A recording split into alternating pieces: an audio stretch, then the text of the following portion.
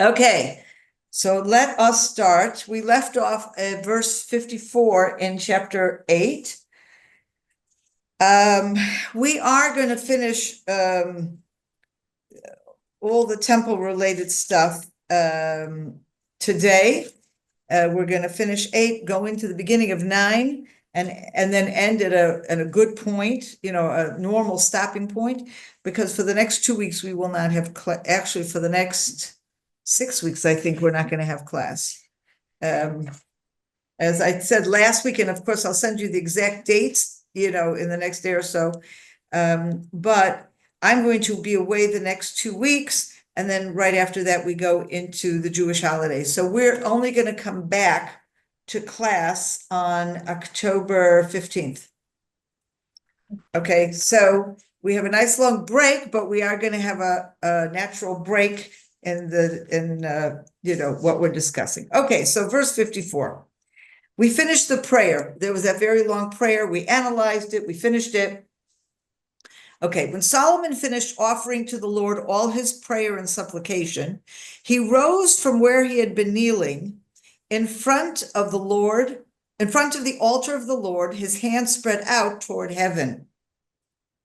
He stood and in a loud voice blessed the whole congregation of Israel. So before we get to the language of the blessing, there's a question that arises here. I don't know if any of you have paid attention, but if you go back to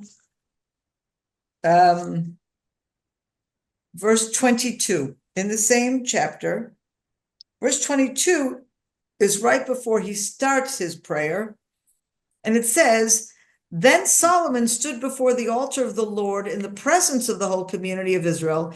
He spread the palms of his hands toward heaven and said, O Lord God of Israel and the heavens above," etc. And he goes straight into the prayer, okay? And that prayer continues through verse 53.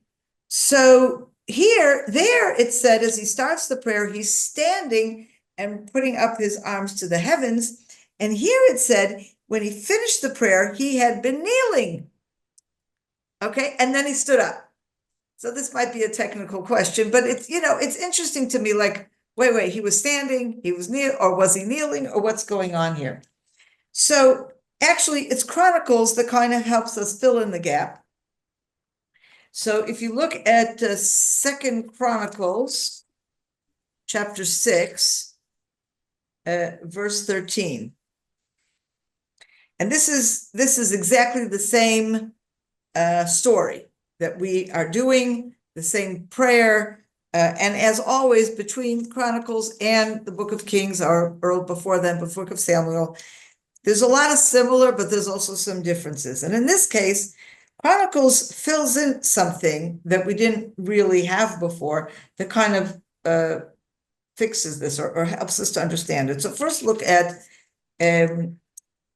Chronicles 2, chapter 6, verse 13.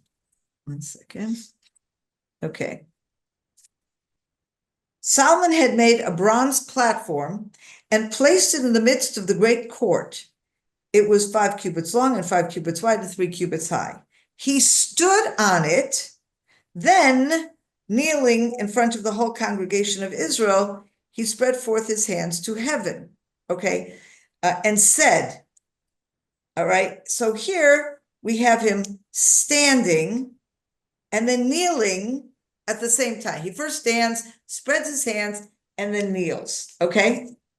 Now, but if you look at chapter 7, again, 2 Chronicles chapter 7, we get a little bit of a further detail. Chapter 7, verses 1 to 3.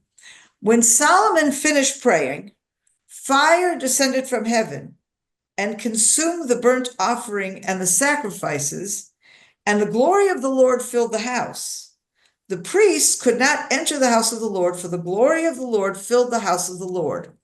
All the Israelites witnessed the descent of the fire and the glory of the Lord on the house. They knelt with their faces to the ground and prostrated themselves, praising the Lord, for he is good, for his steadfast love is eternal. Okay, so here, if we put all of this together in one big picture, okay, we first have Solomon praying, okay, he stands out, he puts out his arms, then he kneels, then he prays. Then we have here that there was fire that comes down to, I didn't, in the beginning of verse 7, we see that they had burnt offerings, so they offered the burnt offerings. Fire comes down to consume the burnt offerings, and the entire congregation kneels at that point. It seems that, and then the entire congregation kneels, and then, and this seems to be after he prayed. Okay, so it could be that when he stood and prayed, he kneeled, he got up again, he spoke to everybody. Then when the fire comes down and consumed, he, together with the entire nation, kneels in the face of this fire. Okay, there is a little bit of confusion, though. This doesn't give it 100%, but it helps. There is a bit of confusion because the way it sounds in Chronicles is that right after the prayer, the fire came down and consumed the offerings. If we go back to our chapter, let's look at the order of things. Okay, so first of all, we have one second. Okay, we have in chapter 8, at the beginning of chapter 8, we have here verse 10, chapter 8, verse 10. When the priest came, this is the beginning of chapter 8, describes the bringing of the vessels, the Holy Ark and the other vessels, bringing them up into the temple. Now, we need to understand that everything that's going on with regard to this temple, which we have been dealing with for all of chapter 8, is not just about a prayer, it's about the dedication of the temple. It's all part of the same thing. So at the very beginning of that, we learn that Solomon brings up all these vessels into the temple, okay? And then we see in chapter 8, verse 10, when the priests came out of the sanctuary, for the cloud had filled the house of the Lord, and the priests were not able to remain and perform the service because of the cloud, for the presence of the Lord filled the house of the Lord, okay? And so the question is, how do you see this presence? Is it possible that the presence itself is represented by the fire that comes down on the various sacrifices? And where do we see about the sacrifices? The first time the sacrifices are mentioned at the beginning of chapter 8, verse 5. King Solomon and the whole community of Israel were assembled with him before the ark, were sacrificing sheep and oxen in such abundance that they could not be numbered or counted. Okay, so if we go back to this, we say, okay, they bring up the vessels, they bring an enormous number of sacrifices. The fire comes out, the sacrifices go up, the presence of the Lord comes down, perhaps with this fire, okay, which causes everybody to get on their knees. And it's possible that Solomon begins his prayer before the sacrifices. It's possible he brings his prayer after the sacrifices. And that piece of it is not 100% clear. But I don't know that it is that important, because the sacrifices themselves are mentioned over and over again. Okay, we see the sacrifices mentioned at the beginning of chapter 8. And what the verse we just read, verse 54, says, when Solomon finished offering to the Lord all his prayer and supplication, he rose from where he'd been kneeling, etc., etc.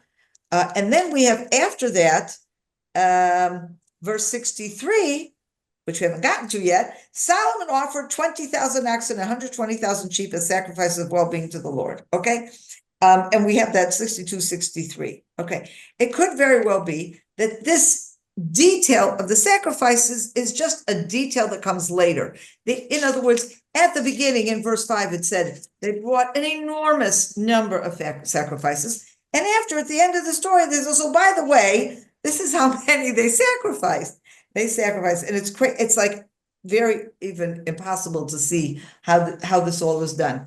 So anyway, I don't know if I clarified this all. I think what I'm trying to show you is that there's numerous mentions of the sacrifices, of the fire, or the presence of God, of the standing up and of the kneeling, both here in our chapter 8 and in Second Chronicles. And there are people who have tried to kind of intersperse them, take what's written in Chronicles, take what's written in here in our chapter 8, and kind of interweave them, so creates one fluid story. I think there are still problems with the story, but as far as I'm concerned, it doesn't really make that much of a difference, because I think that it's the impression that the Bible is trying to give us here, that there is an element of standing and raising your hands, standing before God, and there's an element of kneeling before God. And actually, Jewish tradition has taken from this idea of standing before God, reaching out your arms, and kneeling before God, which is something we don't do anymore, but in temple times we kneeled, okay? And that's considered something that is like more for the temple, okay? There are a number of things that we don't do anymore because we say we reserve that for the temple, reserve that for the return of the temple, and kneeling is one of them. But the actual physical kneeling we don't do as much, but the idea of kneeling, the idea of supplication, the idea of coming before God, and I think that's really, what we see going on here. Okay, so that's just some insight into that. Let's continue reading, okay? Now we're going to see what he says. Praise be the Lord, who has granted a haven to his people Israel, just as he promised. Not a single word has failed of all the gracious promises that he made through his servant Moses. May the Lord our God be with us as he was with our fathers. May he never abandon or forsaken us. May he incline our hearts to him, that we may walk in all his ways and keep the commandments, the laws, and the rules which he enjoined upon our fathers. And may these words of mine, which I have offered in supplication before the Lord, be close to the Lord our God day and night, that he may provide for his servant and for his people, Israel, according to each day's needs, to the end that all the peoples of the earth may know that the Lord alone is God, there is no other. And may you be wholehearted with the Lord our God, to walk in his ways and keep his commandments, even as now. The king and, okay, we'll stop here for now.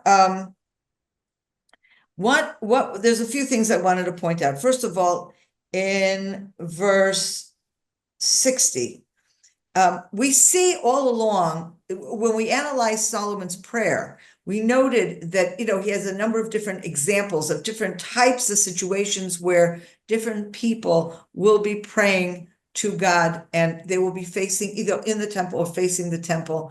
And we talked about that a lot last time. And one of those examples was the Gentile, someone who is not from the nation of Israel, but he too may come into the land, turn towards the temple, or actually come near the temple and pray towards the temple, and he can pray in that way to God.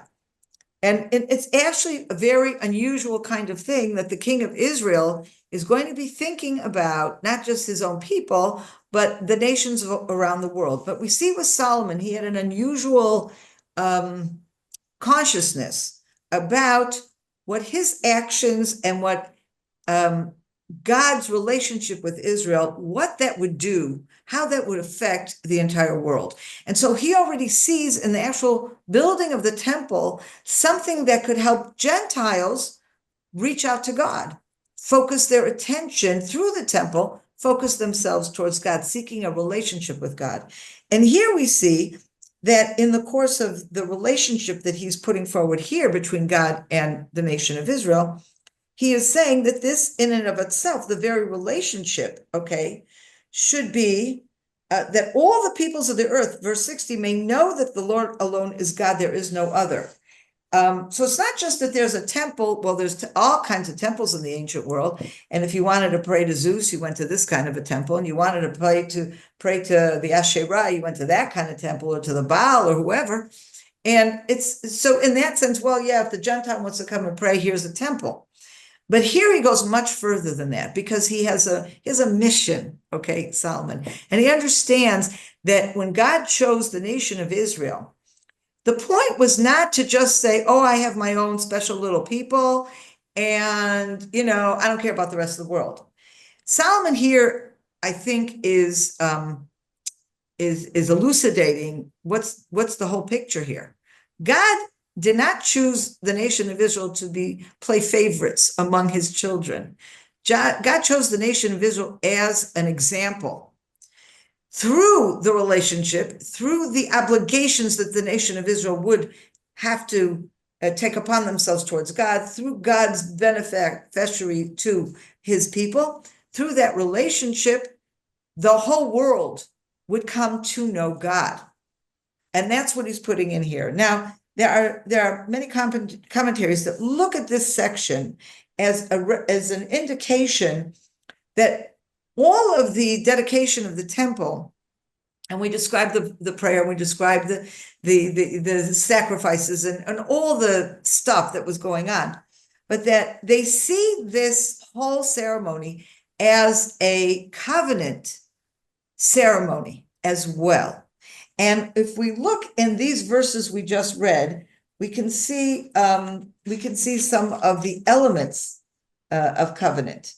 For example, in verse 61, he says, "And may you be wholehearted with the Lord your God, to walk in his ways and keep his commandments, even as now." This is a classic statement of the a covenant like goes two ways. We are obligated to do something. In return, God is obligated to do something. He's obligated to protect us, to save us, to bless us, to watch over us.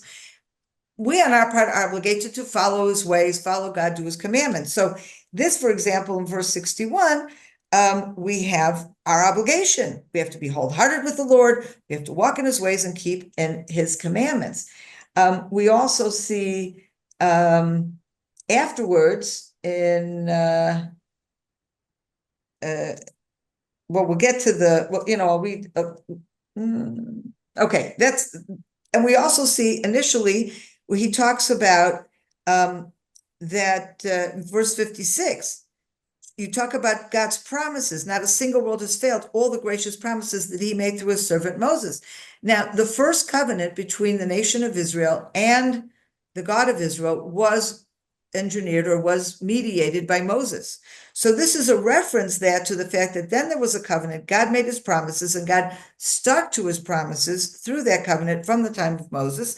And we're saying, may the Lord our God be with us as he was with our fathers. May he never abandon or forsaken us. So that's God's part of this, okay? God is going to protect us. And yet, may incline our hearts to him, that we may walk in all his ways and keep the commandments. So even though the wording of this is not, if we do this, then we'll do that, Solomon is much more reaching out to the nation and kind of in begging them, asking them, trying to convince them how important it is for them to keep up their side of the bargain. But he's not wording it as a bargain. He's just working at, God has protected us. He's kept his promises. Now we have our part to do, okay? We need to continue following his ways and following his commandments. Then let's go on, verse 62. The king and all Israel with him offered sacrifices before the Lord.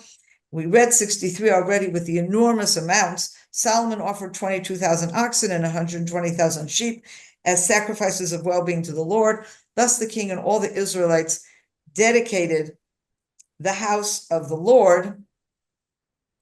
That day, the king consecrated the center of the court that was in front of the house of the Lord, for it was there that he presented the burnt offerings, the meal offerings, and the fat parts of the offerings of well-being, because the bronze altar that was before the Lord was too small to hold the burnt offerings, the meal offerings, and the fat parts of the offerings of well-being. Here, we had already talked, when we talked about the building of the temple, about the bronze altar. The bronze altar is the altar of the offerings, okay? And here, and this is a one-time kind of thing, because they were bringing such an enormous quantity, the altar could not contain that. So essentially what this means is that he kind of concentrated the whole courtyard area in front of the temple as a temporary thing, and they brought the offerings there, and commentaries say, on the floor. I guess they set up some fire or something on the floor. They needed such a large space to bring all this stuff, so he consecrated that as a temporary measure because this bronze altar was too small. Okay. Okay. So one of the things when it says here on that day, one second. There's an element here, the way I see it, there's an element here of, if I talk about this idea of covenant, that in the whole nation's participating in these offerings, very often covenant comes with offerings. That's part of the deal, like Mount Ebal, Mount Gerizim. There's an altar first that Joshua built up, and they bring all these offerings, and then around that it becomes the actual covenant ceremony. And the offerings is very often seen as a kind of sealing the deal, okay? So in these offerings, it's a way for the nation of Israel who participated in it, and this is why I think it's important, verse 62, the king and all Israel with him offered sacrifices before the Lord. And then at the end, thus the king and all the Israelites dedicated the house of the Lord. That becomes the nation, the king and the nation's acceptance of this covenant. They bring the offerings, they're doing their part. It's like their part of sealing the deal. Okay. Now, before we go on to where God's part is, that's in chapter 9, which we're going to do next. I just want to finish up this chapter with a few commentaries on the dates, etc. Look at verse 63. So Solomon and all Israel with him, a great assemblage coming from Lebo Hamat to the Valley of Egypt, observed the feast at that time before the Lord our God, 7 days, and again 7 days, 14 days in all. On the 8th day, let the people go. They bade the king goodbye, went to their homes, joyful and glad of heart over all the goodness that the Lord had shown to his servant David and his people Israel. So here, these are interesting days because it talks of 2 7-day periods, and it talks about the feast, okay? They observed the feast, 7 days and again 7 days. The feast usually refers to one of the official feasts of the Lord. And if you recall, from the very beginning of the chapter, we know that they came together. If you look at chapter 8, verse 2, in the month of Etanim, that is the 7th month.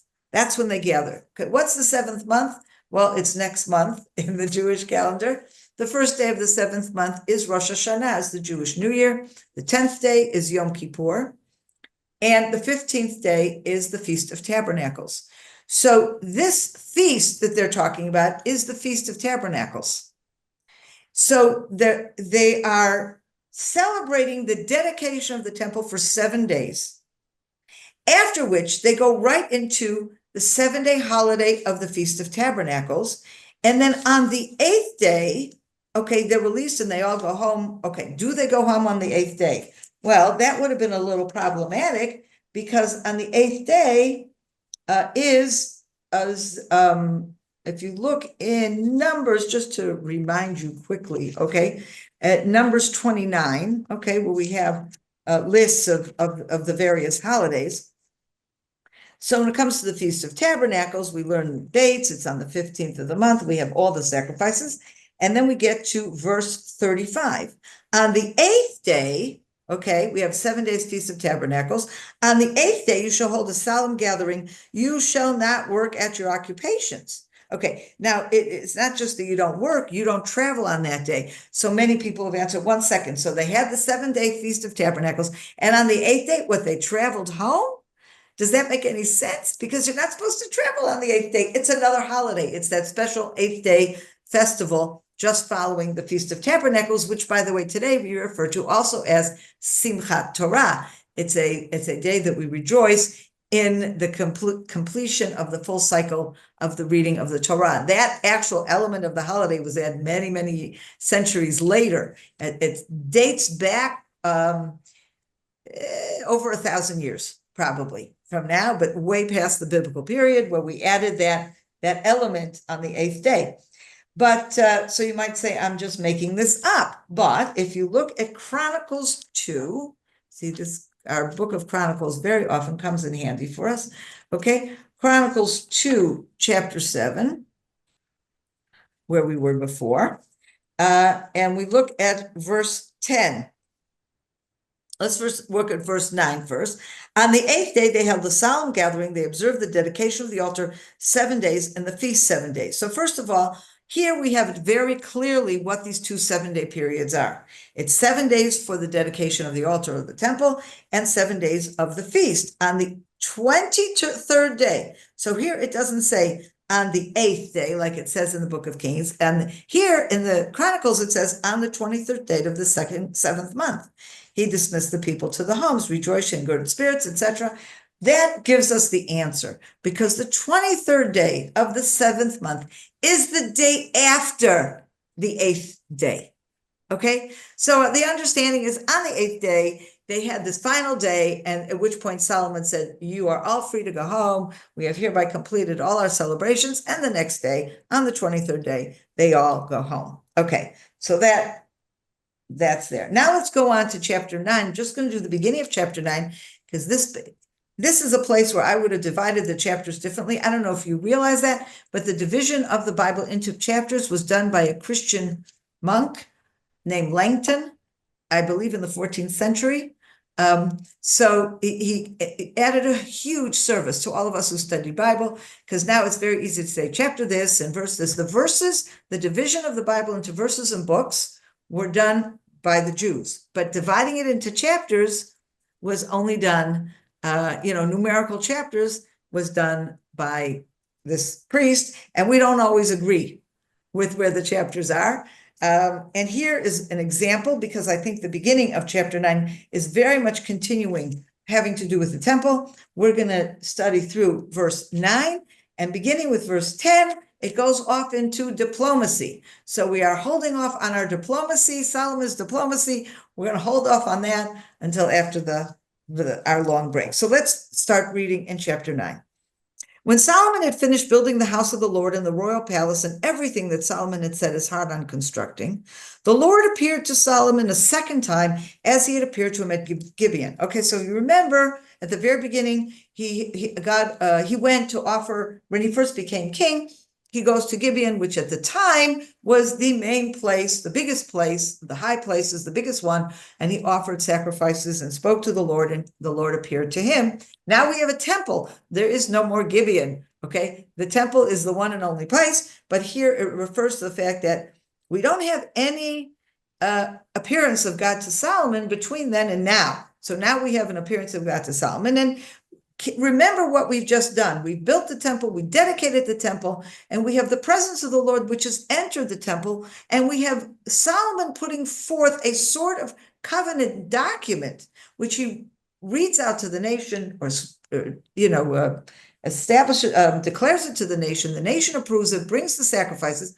What do we don't have? We don't have God's response. Now, this is also something. We have covenants here, but we really haven't had covenants since Moses. I mean, Mount Ebal and Mount Gerizim is also done under Joshua. It's like a two-part covenant, but the first part of it is with Moses. And Moses has a direct line. Okay, we don't have anybody else with that kind of direct line. And so you don't have that. And God said to Moses, and Moses immediately said to the nation back and forth, we're not there anymore, okay? But you have this, when you end chapter 8, you feel like, okay, all this is great. What is God's response? And of course, God's response is immediate. It comes to Solomon. This is also an understanding that Solomon is not Moses, okay? God spoke to Moses like, at the end of Deuteronomy, it says he spoke to him face to face. No other prophet had that kind of direct contact with God.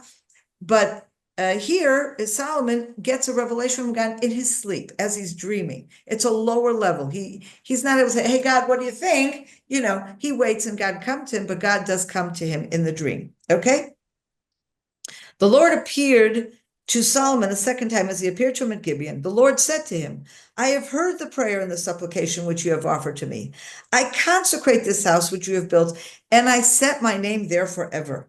My eyes and my heart shall ever be there. As for you, if you walk before me as your father David walked before me, wholeheartedly and with uprightness, doing all that I've commanded you and keeping my laws and my rules, then I will establish your throne of kingship over Israel forever, as I promised your father David, saying, your line on the throne of Israel shall never end. But if you and your descendants turn away from me and do not keep the commandments and the laws which I have set before you, and go and serve other gods and worship them, then I will sweep Israel off the land which I gave them. Okay, so first of all, I want to notice something that's going on here. The beginning of this conversation, what God is telling him, he's talking to Solomon personally. I'm talking about your status as king, your status as the descendant of David. How will you preserve this dynasty forever? What you can do, and that's about Solomon himself obeying the Lord, okay? But starting in verse 6, okay, it starts out, if you and your descendants turn away from me and do not keep the commandments and the laws which I've set before you here, I think, because here you don't see this in the English, but it's in the Hebrew, that I've placed before you in the Bible, in the Hebrew, it's plural. So God now is going from you, personal Solomon, and your descendant, your line, your royal line. In the middle of verse 6, it's you plural, obey the commandments. You plural, that I have put before you. You plural, and you go and serve other gods and worship him. Here, we are now transitioning to God saying to the nation of Israel, through Solomon. He's talking to Solomon, but he's talking about the whole nation.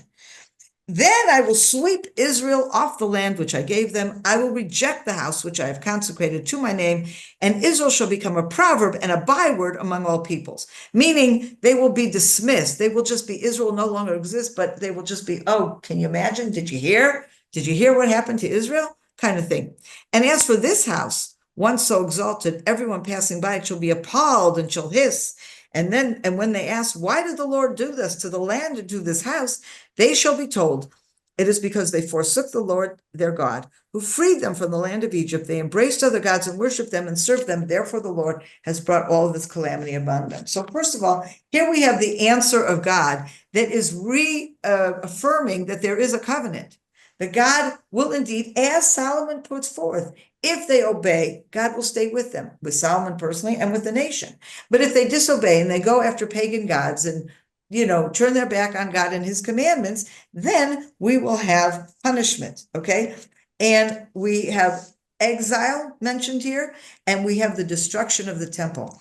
Now, this idea of exile, okay, this is something that is already in Deuteronomy. The Deuteronomy is very, the covenant there is very, very long and drawn out, and a lot of detail of all kinds of punishments, okay? Deuteronomy 27:28. But this is a summary of Deuteronomy 27:28. So it's really a reiteration of that original covenant. We have a new covenant here, okay? The covenant of Solomon, but it's not fleshed out in the same way as it is there, but it's very clear. The terms have not changed. There's only one thing that changes. If in Deuteronomy we talk about exile, here we have an additional element, and that is the destruction of the temple. And so all the way at the beginning, when the temple is first standing in its first days, already God refers to a potential destruction. And we know there was destruction, okay? Now, there's no mention of destruction in Deuteronomy because there's no temple yet. There's only a tabernacle, which is flimsy and whatever, okay? But here, we already have a temple. And this is also something that echoes so powerfully for us.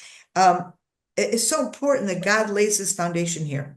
You may have, I don't know if you have studied Jeremiah at all, but I think in Jeremiah, it's very, very pronounced. Jeremiah is the prophet that actually is prophesying before and during and after the destruction of the first temple.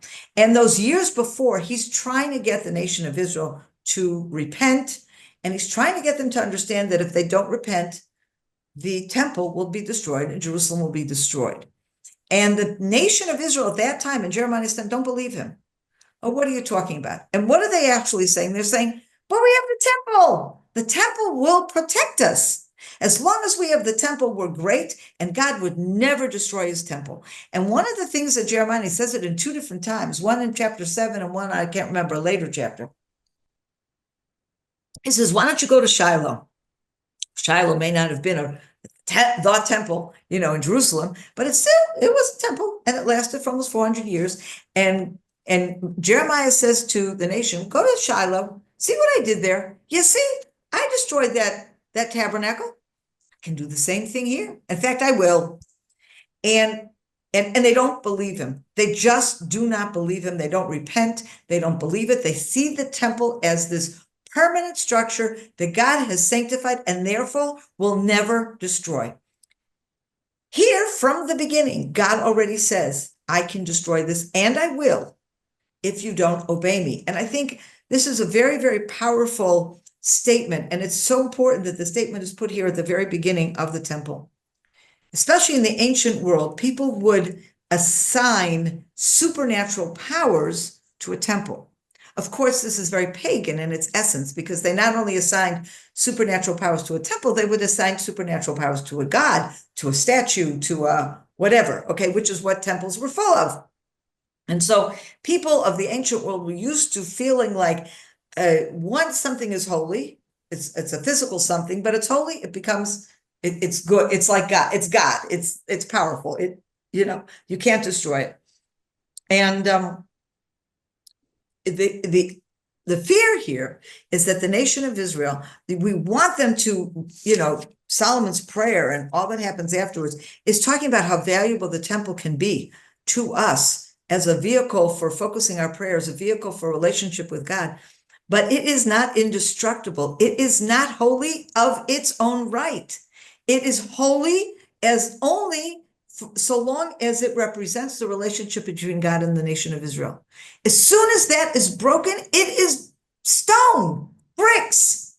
It can be destroyed. And that's what God is saying. Don't assign holiness to stone. Assign holiness to what the stone represents. And if you kill what it represents, you kill the stone, because the stone is not important. He says, where I put, it is the house which I have consecrated to my name. It is only after God consecrated that it means anything. And if you take away the consecration, if you take away the relationship, the temple doesn't mean anything. Unfortunately, certainly as we will see in the book of Kings, things start to deteriorate, and there is that always constant, something we can't relate to today, the idea of pagan worship being something that pulls at you. I think most of us are so understanding of worshiping a God you don't see.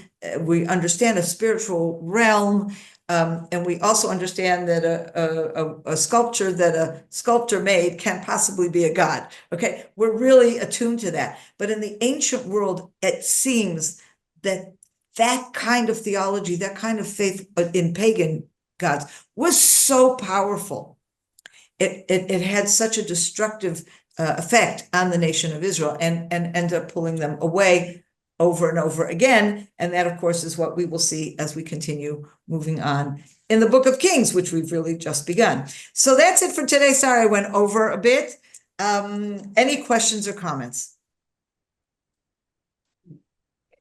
I think in reiteration of your comment about the temple is only blessed when God chooses to put his name there, going back to the beginning of chapter 8, and you were talking about the presence of God, whether it was fire or not.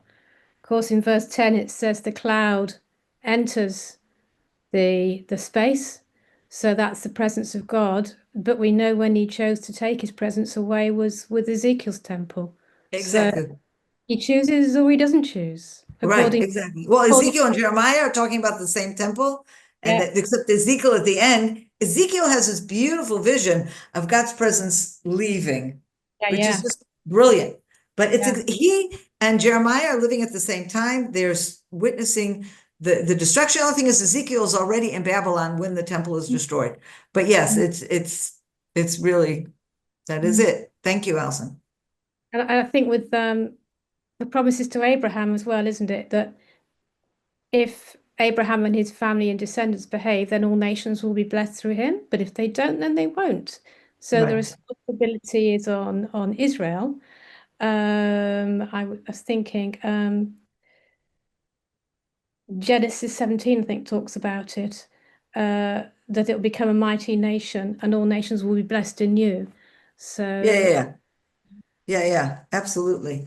And that is something, and I think that's also important, this people, very often, and today unfortunately, Israel is accused of so much. And one of the things Israel's accused of is racism, of course. And, they say, well, we're committing genocide and we kill the Arabs because we hate Arabs and all that, all of which, of course, we all know is ridiculous. But one of the things, if you go deeper down in it, one of the justifications that have always been used to attack Israel is by saying Israel's racist because they think they're better than everybody else. They think they're the chosen people. And I think, yes, we are the chosen people, but what have we been chosen for? And I think that here Solomon reiterates that you're chosen to obey God so that the nations of the world will learn who God is. And if you lose track of that, you're not supposed to walk around and say, I'm a Jew and I'm better than everyone. No, you've got more responsibilities, than everyone. And it's, of course, I always love referring to that line in Fiddler on the Roof, where, of course, the Jews might have been chosen, but we suffered more than any other peoples on earth for centuries upon centuries. And you have there the Tevye, the milkman, who's complaining because they've just received this whatever, a decree, or somebody's persecuting him for something or other. And, he has this ongoing conversation with God. And he always says, God, maybe you could choose somebody else, Yeah. And I love it. I love it because it says so much about what choosing is really all about. We never got a free ride on this choosing. That's for sure. I like it that, I mean, there is a verse in the Old Testament, isn't there, though I forget where, because that's what I do, where God talks about that the land is his and he gives it to whom he will. And he's chosen to give it to Abraham and his family is to keep the blessing. But there have been times when God's taken it away and you've been sent into exile. So therefore, the onus is on the Jewish people to obey their God, because only then is the land rightfully theirs. But if they don't, then the land actually is And not. you have exile, right? Actually, Absolutely. not anybody's. It's actually God's. Right. So you're tenants, if you like, Right. of the land that belongs to God. Absolutely. Absolutely. Okay. Anyway, great seeing you all. And again, we will be off for a few weeks and come back October 15th, I said it was, but I'll send you details by email. Thank you. Bye-bye. Bye-bye.